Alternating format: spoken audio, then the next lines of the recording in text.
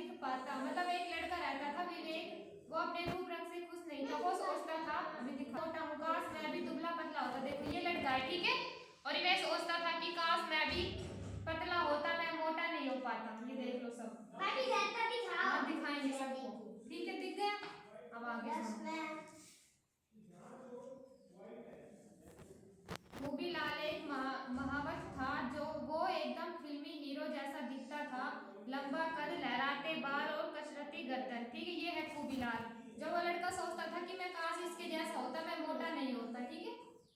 अब खूबीलाल हाथी पर बच्चों को बैठाकर बदलीपुर घुमाता और पैसे कमाता था। पैसे कमा, बच्चों को हाथी पर बैठाकर उसे घुमाता था और पैसे कमाता था। एक बात मत करो। खूबीलाल हाथी को चराने के लिए उसे विवेक के खेत में छोड़ देता, जहां हाथी दिन भर चरता और शाम को घर लौट जाता। ए हाथी, मेरे हाथी को अच्छे से चराना। ये खूबीलाल कैसा था बताओ? हाथी जैसा नहीं, खूबीलाल तो अच्छा था, सुंदर हीरो जैसा, लेकिन जो विवेक था वो हाथी जैसा था, मोटा सारा। ये खूबीलाल इससे कह रहा है विवेक से, ए हाथी, वो इसे हाथी क्यों कह रहा है? क्योंकि वो मोटा था, ठीक है। उससे कह रहा है, ए हाथी, मेरे हाथी को अच्छी तरह चराना। खुद की तुलना खूबीलाल से करते हुए विवेक और उदास रहने लगा। विवेक इच्छा करने लगा कि काश वो भी खूबसूरत दिखता, मैं खूबीलाल जैसा दिखता तो मुझे कभी हाथी नहीं कहता। वो अच्छा दिखता है, इसलिए सब उसे पसंद करते हैं और खुश रहता है। ऐसा कौन सोच रहा है? वो विवेक, उसका नाम है विवेक, ठीक है। वो सोच रहा है कि मैं खूबीलाल जैसा होता। एक दिन खूबीलाल रोता हुआ आधा फूल के पास आया। क्या हुआ खूबीलाल, क्यों रो रहे हो? वो कह रहा है खूबीलाल, मेरा हाथी गुम हो गया है। क्या हाथी कैसे गुम हो गया? मैं रोज हाथी के खेत में अपना हाथी छोड़ देता। हाथी के खेत में, किसे हाथी कह रहा है? वो दूसरा किसे हाथी कह रहा है बताओ? कौन है हाथी जैसा?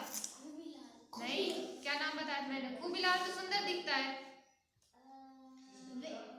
हाँ विवेक, विवेक विवेक को हाथी कह रहा है। तुम्हें किसी को ऐसे नहीं चिढ़ाना चाहिए। अब एक लड़की है, वो कह रही है खूबीलाल से कि तुम्हें किसी को ऐसे नहीं चिढ़ाना चाहिए। तुमने तो सिर्फ एक शब्द बोल दिया, पर इसे सुनने वाले पर कितना बुरा असर होता है पता है? वो खुद को हीन समझने लगता है, दूसरों से कमतर आंकने लगता है खुद को। तुम्हारी इस हरकत से अपना सारा आत्मविश्वास खो देता है, इसलिए भूलकर भी आगे से किसी को ऐसा मत चिढ़ाना, समझे, और हमेशा सोच समझकर बोलना। अब बताओ क्या हुआ था? ठीक है, जो ये लड़की है वो क्या कह रही है कि तुम्हें किसी को ऐसे नहीं बोलना चाहिए कि वो मोटा है, पतला है, वो काला है, वो गोरा है, ठीक है। तुम्हें उसे ऐसे बोलने से वो अपना आत्मविश्वास खो देता है, ठीक है। अब कह रहा है खूबीलाल, रोज हाथी अपने आप घर आ जाता था, आज नहीं आया तो मैं लेने गया। मुझे क्या पता हाथी का, वो तो यहाँ से कब का निकल चुका। मतलब ये है जो खूबीलाल वो विवेक के पास गया और उसे पूछने लगता है कि मेरा हाथी तुम्हारे पास है। तो वो विवेक कहता है कि मुझे क्या पता, हाथी तो कब का यहाँ से चला गया। ये देखो, हाँ अब देखो, पता नहीं मेरा हाथी कहाँ है, मुझे मेरा हाथी चाहिए। वो अपने दोस्तों से कह रहा है खूबीलाल, पता नहीं मेरा हाथी कहाँ है, मुझे मेरा हाथी चाहिए। मुझे पता है तुम्हारा हाथी किसने चुराया। ऐसे उसकी दोस्त कह रही है लड़की की, मुझे पता है कि तुम्हारा हाथी किसने चुराया है। अब खूबीलाल कह रहा है पूछ रहा से किसने, तो लड़की कह रही है विवेक ने।